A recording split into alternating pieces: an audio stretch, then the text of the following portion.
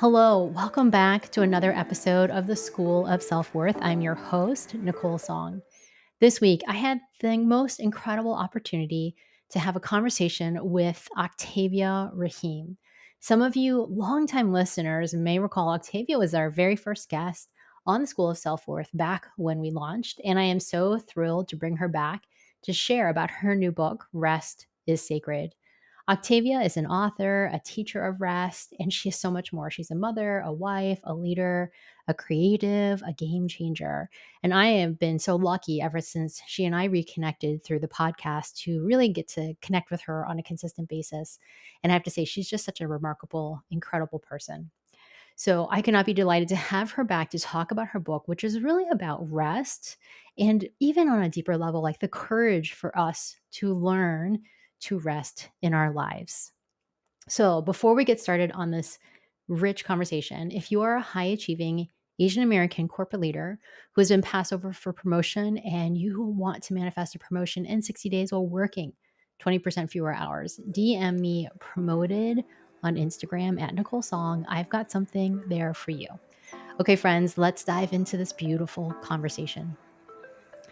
Octavia, I'm so glad you're here. I'm so glad to welcome you back to the School of Self Worth. I'm happy to be here. Well, Octavia and I are very good buddies. We call ourselves the boss bitches and we hang out and connect frequently. You're not supposed to tell people that. But it's such a good name. And it really is. and so I am like really just so delighted to have you back because you were our very first episode of the School of Self Worth. And she was sharing with me. I've actually really known a lot about this journey she's been on to create the book that is now out in the world.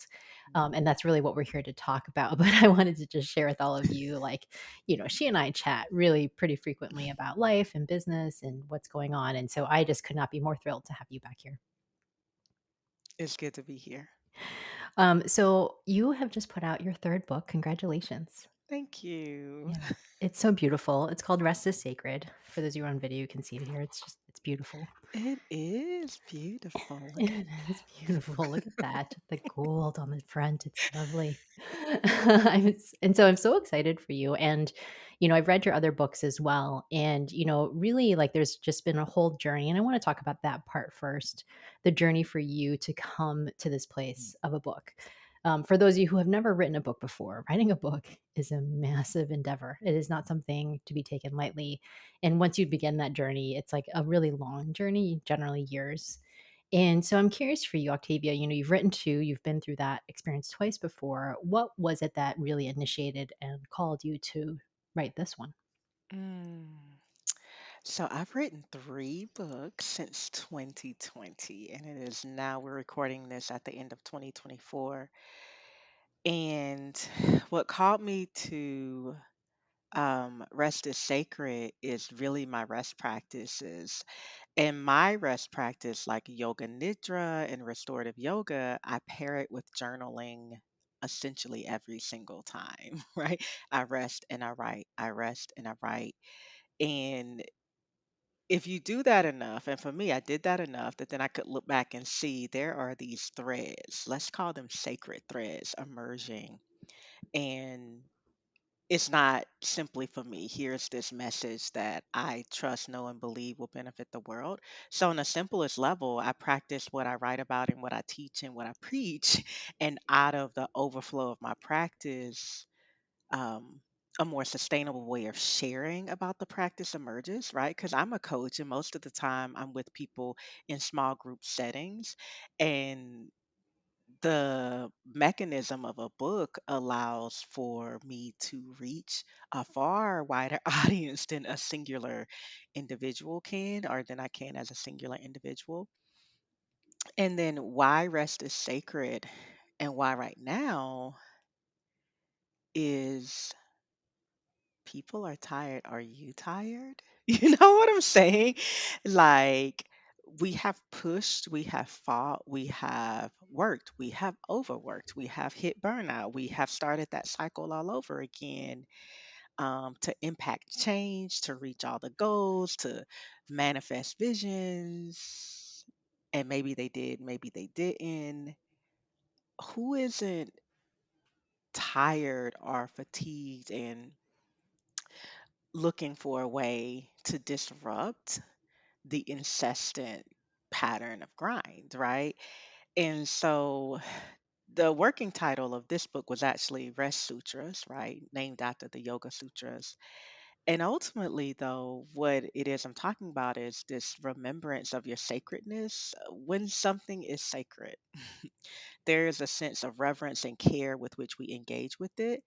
And for so many, the way we're engaging with ourselves and one another is antithetical to that we really get that we are sacred, right? And so, um, you named at the top of this that a book, there's a journey to it becoming. Mhm. And you could be writing a book for 2 years and then it comes out 2 years later. And the historical moment we're in, November 2024, in the US, is where I'm situated. I didn't know this is when this book would be brand new into the world. And the divine of my own understanding did know this is when the book would arrive and that this would be the moment we're in where so much is heightened and that the tempo of that which fatigues us is actually speeding up. And my invitation is to fiercely yet gently resist that. And so here we are. Mm. Yeah, so beautifully said. I love how you speak and write so much. Well, it's interesting, right? Because the inflection, like we're at a very interesting inflection point. We're recording this 2 days post election. And, one of the things you wrote in your newsletter is like, no one worked harder than Kamala Harris, right? And I just say Mhm. that as an interesting point because it's true. Like that woman busted her butt that whole time. And Mhm. we look at how, for so many of us, like that's what we do all the time. We grind, we go harder, we push harder, thinking that that will be the difference. Mm. When really it's like it doesn't ultimately may not give you the outcome you want. Yeah. And then deeper, on a deeper level, like, does that really serve us? Yeah. And I think about that frequently because I work with a lot of women too on working less. Like, we're always like, okay, how can we work fewer hours in the day? And I'm actually always asking myself that question as well. Like, when I find, the work creeps and gets a little bit longer or like a little bit more, like just an hour more at a day at a time. And then I have to really calm myself on that and just be like, hey, like, it's okay to just close your computer and go downstairs and read a book for half an hour and then go to the gym because that's going to serve you, not Mm. grinding. And so, everything you were saying, just really, I feel like there's so many reasons for it. I think a lot Mhm. about Asian American women and like a lot of the cultural reasons that they work so hard. That's right. But I also was thinking about how it's true for everyone. Because, let's see, what is my question? My question for you is really around, I know you're speaking to women leaders. You work specifically with women of color. And do you feel like this book is for, like, who is it for specifically? Is it the women leaders that you work with? Is it for everyone? Is it for you on a bigger level, like a movement of Mm. everyone being able to rest? Because I don't know anybody who doesn't really hustle. I would say that too. Yeah. Yeah. So I was just on with a live with my friend and comrade Michelle Cassandra Johnson, and we lifted up and named and acknowledged that everyone is tired, and some of us are more tired, and the why to that fatigue is actually important because the why might beget, not might, the why you're tired and I'm tired will invite us to a different solution, right? Um, some people right now are like, I'm tired from the last 100 days. Some people right now are, I'm tired from the last 100 years. Mhm. Yeah. Some people right now are, I'm tired and my mother was tired and she crossed an ocean and all of these things. And that really does matter. And in that full awareness, rest is sacred as a sacred text can meet everyone where they are. And in some of the writing, people are going to be challenged to think about and be fiercely gentle as they confront, well, what's your tired? What's causing your fatigue is not necessarily the same mechanism of what's causing this person's fatigue. And within all of that, we do share an unfortunate um, cause, which is like a system and institutions that really exploit people's labor, and that there's often someone else benefiting from the hardest of Black, Indigenous, and people of color's labor, right? Like, I would be remiss not to acknowledge that some of our conditioning and what the survival mechanisms we employ, where it really comes from. Um, so I guess that's my answer. Why we're all tired is some different, some same, and ultimately Rest is Sacred meets whoever is reading it where they are. You asked a specific question though, and the thing that I experienced, like folks have been reading Rest is Sacred and then reaching out, and people go, Octavia, it feels like you're talking to me. And then I go, I am. And part of that is my writing process. So I'm resting, and then I'm journaling, and then I'm moving into a more formalized writing process. But I had a teacher in ninth grade who said, always write to a real person. And that has been reinforced in a lot of different ways. And so another way I wrote this book is to write, these are love letters, the poems, right? So Rest is Sacred has three sections. The first and the last section is poems, but those are also literal love notes to people I know who I wanted to write a rest and love note to. And then I took the names off, and then some revision happened, right? And so it's a love note to you. I'm like talking to you. You might read one and be like, she's talking to me. And I probably You're like, am. I'm gonna be like, she put Nicole on that. And sometimes it wasn't a single person. It would be Yeah. like, dear Nicole, Christy, and like whatever. And always it was like, and dear Octavia, Mhm, mhm, right? Um, and the other thing, Rest is Sacred is for people who actually want to disrupt the habituated grinding over efforting. Like, who actually are like, okay, I don't want to think about it anymore. I don't want to it's not challenges in the word, because sometimes I'm encountering people that's just like, no, no, we can't rest. No one can rest. And I'm like, mhm, if that's your truth, then rock on with that. Have a good time. But the person who finds themselves holding rest is sacred, they're like, it is time. It is time. I'm ready. And even if I'm ready to pause for a minute, that's where we're gonna start, right? So it's for that person. It's not a how-to book. It's not going to tell you how to. It's going to invite you to remember your sacredness. And from that remembrance, we start to become more aware of, well, what do I need and what can I do for myself and my family, my community to better support our rest? It's not a how to manual. I know how to do that. And if I back up a few steps, what I know is when people get the how to before something in their mind or inside has shifted, the how to doesn't matter, mhm, because we're not. um I read something one day that was talking about like health and fitness, and it was really about like weight loss, and it was like, we're not at an information deficit on weight loss. We're not at a how to deficit. Like, there's something else in the way, many things in the way. And like for me, with rest, I think there is a place for the science of it, all of it. That as a practitioner, I love that. And what I encounter time and time again in my coaching clients is backing up a few steps and really um, examining, what do we believe is true?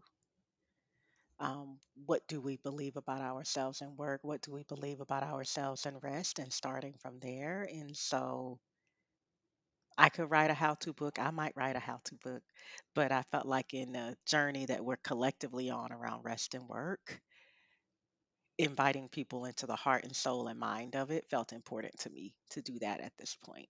mhm. Well, one of the things about what you're sharing and what I just know of you personally is that you actually are really a beautiful worker. Like you love to do things like put out books and put things into the world. You're just not doing it in like a way that's sacrificing yourself in your health, in your mind, in your emotional and your spiritual self. And I think that's one thing I think sometimes my people can get a little mixed up. And I'm like, you can totally be absolutely ambitious and not work that hard and have all these things you want in your life. Cause I feel like, we share a lot of conversations like that. And I always like to clarify that with people because I Oh think yeah. sometimes, yeah, because sometimes my people are like, oh, well, I'm going to like lose my ambition. And I'm like, no, you're going to get clearer on it and you're going to Yeah, I was understand gonna say you're what it gonna get is. clarity and get Yeah. in alignment and deepen your relationship to purpose and um because we have a lot of conditioning around like the way to have impact is to dot dot Mhm. dot dot dot dot, dot. Yeah. And my only kind of linguistic critique would be I'm not a worker. I create. I'm a creative. Mm. And that feels different. Like I'm in relationship with creation and creativity. And that keeps me in the rhythm of like there's ebb and flow. Cause like creation is what is harmonizing in nature, right? There's winter, spring, summer, fall. I live in North America, right? And so being in relationship with that helps me to be like, okay, winter, I might be, hibernating on this or gestating on this or considering like there's an ebb and flow to everything. And I find so I'm creative, I am ambitious, I am here to um I always say when I exhale, last exhale, I want to enter into the next space with like love and power, and I want to leave it all. Meaning, like I'm trying to experience and create and offer up what I'm here to offer. And how do I put this? How do I say this plain? Like the frenetic busyness is a distraction from actual purpose to me. I don't know how to say that another way. And then the other thing I know and you know, because we have these offline conversations, is like when we get in alignment, there's flow. And when there's flow, we're not like there's some effort required to get into flow, but the over efforting ain't it. Like that leaves us depleted. The other thing is like I get to create and work with joy. I just do. Like that's a um, someone asked me, well, what do you believe? Because we were talking about belief, how the belief has to change for the next thing to change, and the next, belief and feeling and action, right? Like, I'm like, I believe that I get to create and work with joy, with delight, with curiosity, with all of that. And for me at this juncture, that's ambition's not separate from that. That's part of my ambition is how I get to do it, right? The how matters to me as much as the what and the like the how it feels, right? Um, and I'm not a stranger to effort. I'm not anti-effort. One of my core teachings is that it often takes effort to get to ease. Mhm. It does. I'm laughing because I'm like, yeah, that's true. But it's like we're putting effort into something. Let's point the arrow of our effort toward more ease versus effort to beget more effort to beget more. It's like what are we focusing on? Um, so yeah. Well, you said something that I actually had already been thinking I wanted to hear your perspective on because this came up with some of my clients at my retreat a couple weeks ago, where what was happening and what we identified for many of them was this pattern that the overwork was their way of avoiding the thing they needed to actually look at. Mm. So they were avoiding their marriages for sure. Oof. Oh, I know, right? Because it's Mm. easier to work than look at your marriage. Oh Definitely. yeah. You're like, I know how to do this. Oh, I can send some honey, emails. I we can know do how. So some that's the stuff, thing right? about like those of us like I know how to work. I am good at it. I am Mhm. rewarded for it. It is affirmed. the dopamine hits come like I so here's Mhm. the thing that I will be very transparent about. People have different vices and addictive patterns. Mine is work. When something Mhm. gets uncomfortable, like kind of relationally, or I'm bumping up against something internally, I feel like I could just work, right? And so for me, having that awareness has been, and being really fierce and gentle with myself around, like, oh, my kind of cop out and coping mechanism is I will work and I will be rewarded and I'll feel better about everything because I went and did the work, but I wouldn't have actually did some external work, but I wouldn't have actually addressed the internal thing that Right. work is allowing me to avoid. Oh, okay. Now we just got real up on this podcast, you know? Totally. So that the thing is, it's like, first noticing that it's not going to change just because we notice it, but like that is light years of a leap to go, oh, am I avoiding something right now Mhm. with these? Why am I making so many to-do lists? Right? Like, yes, yes, yes, stuff needs to happen and be done. But all the time, I gotta ask myself that question. So a question I do ask myself when I'm getting into the like work, work, work. Why is my calendar got 18 things on it in one day, which is very rare, but it's like, am I avoiding something? Am Mm. I avoiding someone? What? Rest can be confrontational.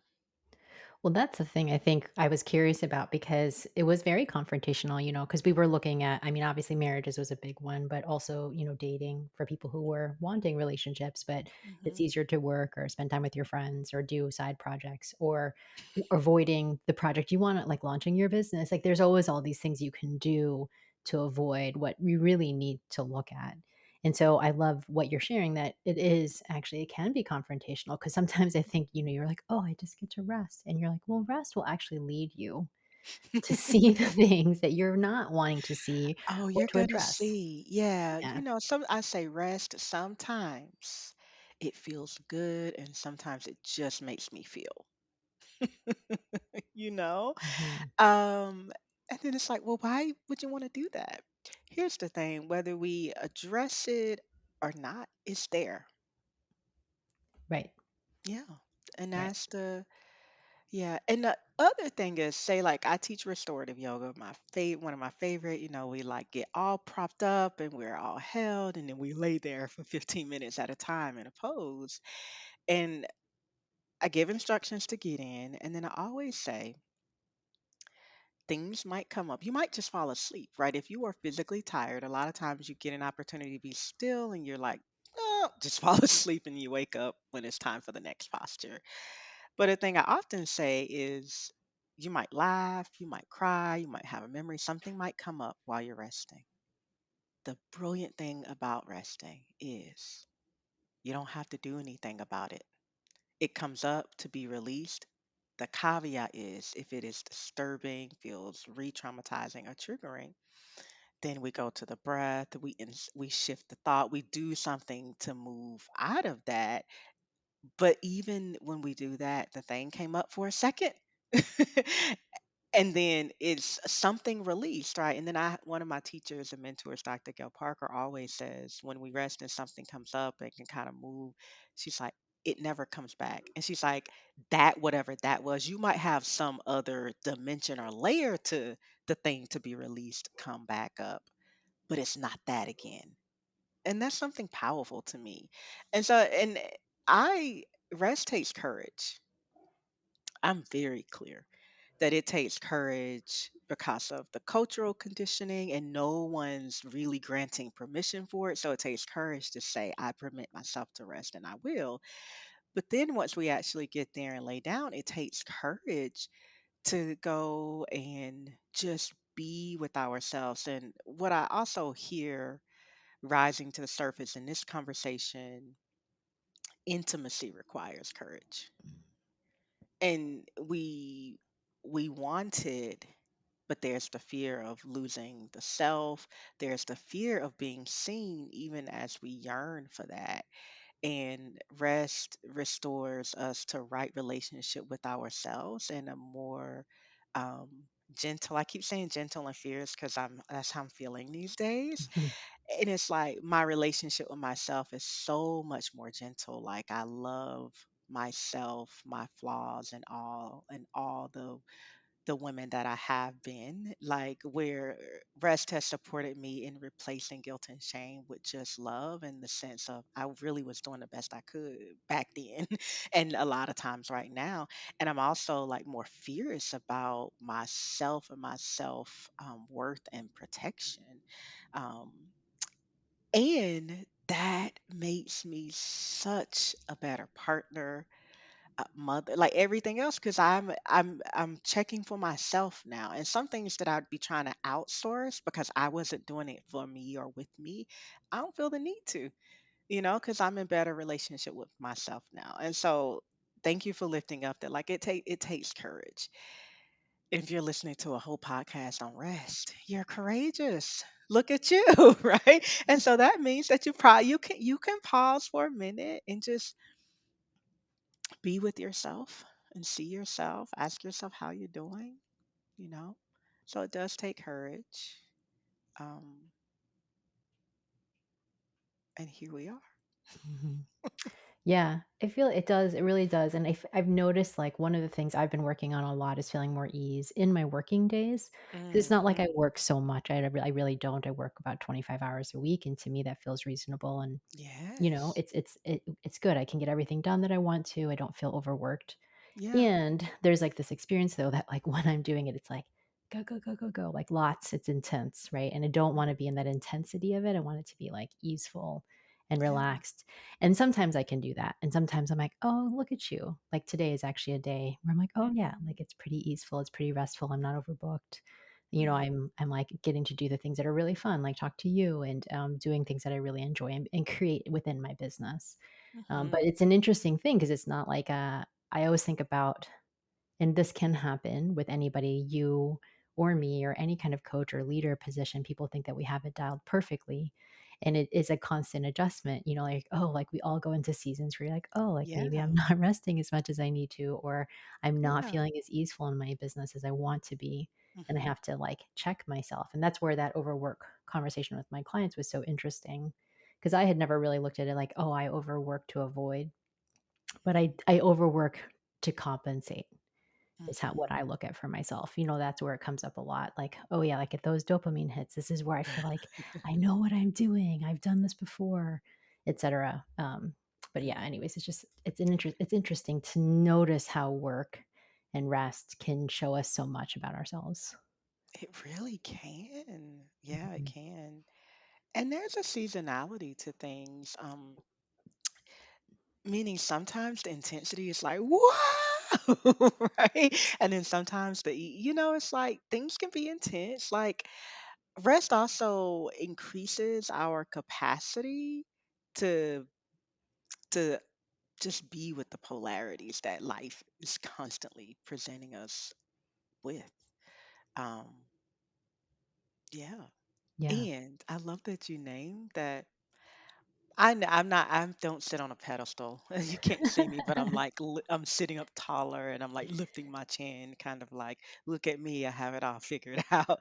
I am in practice, and what I teach is a practice, right? And a practice means that I am willing to touch and be touched by it, whatever the practice is, on a consistent and daily basis, right? And in my rest practices, there is not, I don't do hour long rest practices every single day.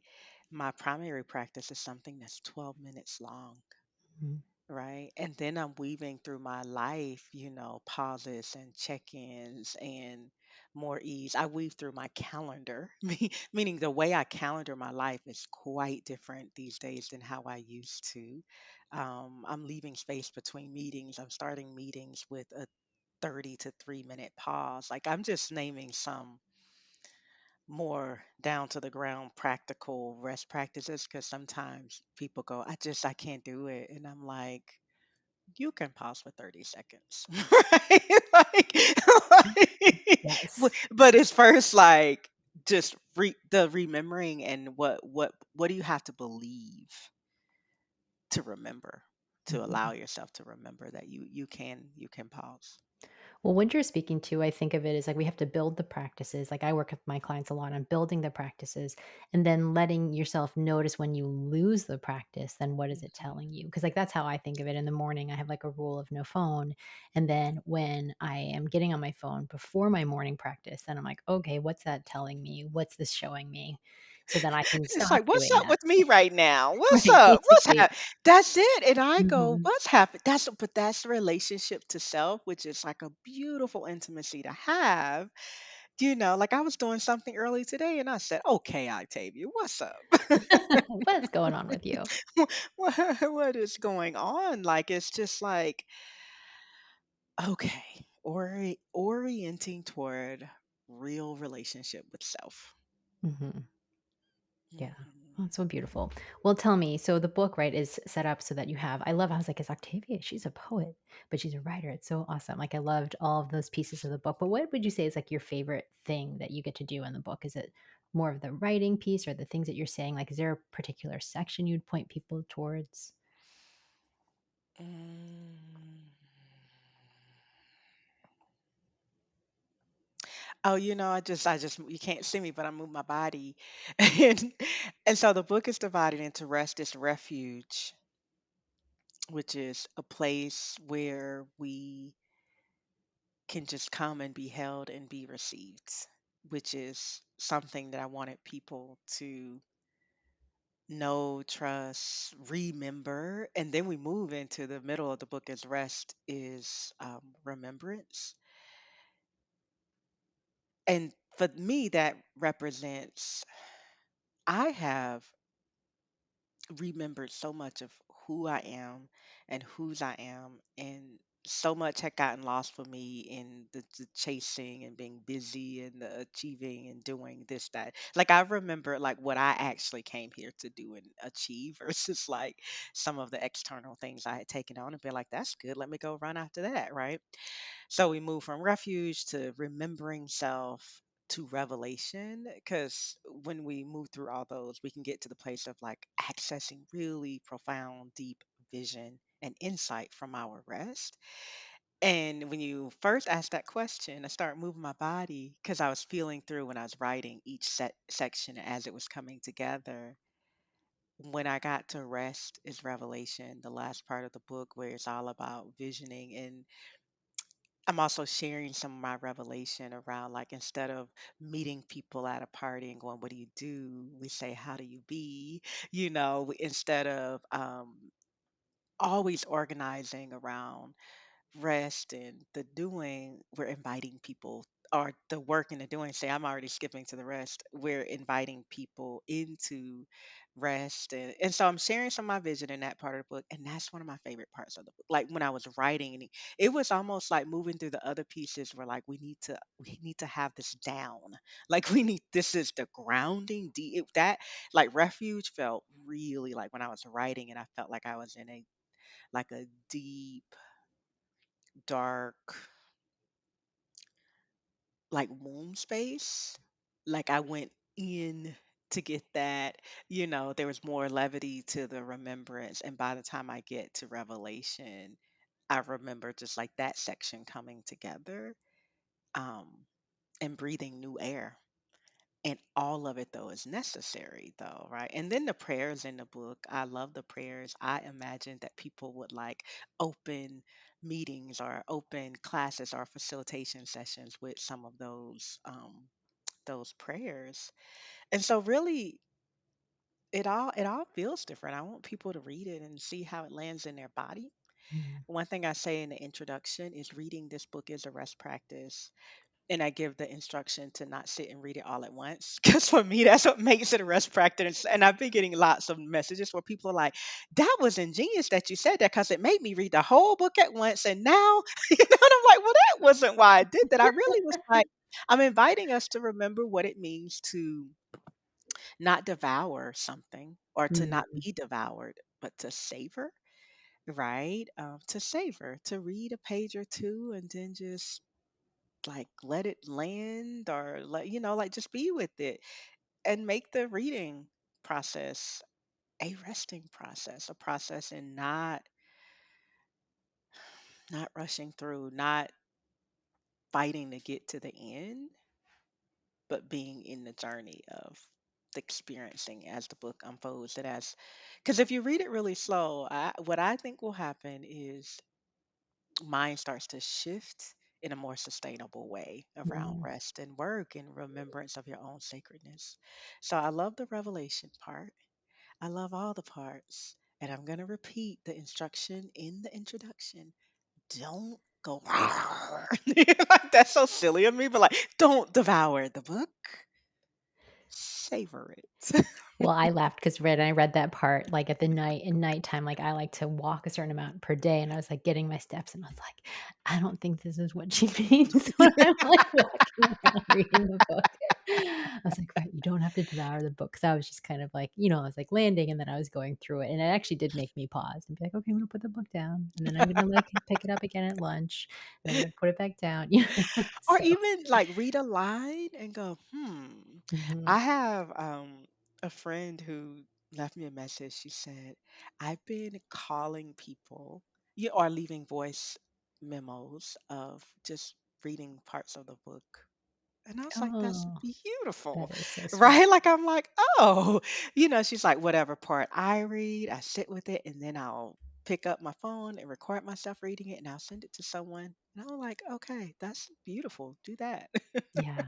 No, I love that too, and, like, if I was still teaching yoga, I could totally see myself bringing that in and, like, reading it during shavasana or, like, something, just Mhm, for people to really see that piece of it. mhm, Well, mhm. it's such a beautiful book. What is the best way for people to pick it up? I know that it's probably available in most places, but what's the best way for It them it to do it? it really is. If they go to arrestsacred.com, you're gonna get at least 8 places. It's in Barnes and Noble. It's on Shambhala's site. Um, my local store is Karis. Um, there's always Amazon, right? So restisacred.com is where you can find it, and you could also just put the title in, and you know, every place you can buy a book is gonna pop up for you to order it from there. Beautiful. Well, we're also gonna link it in the show notes, but I was like, for people to hear about it from you.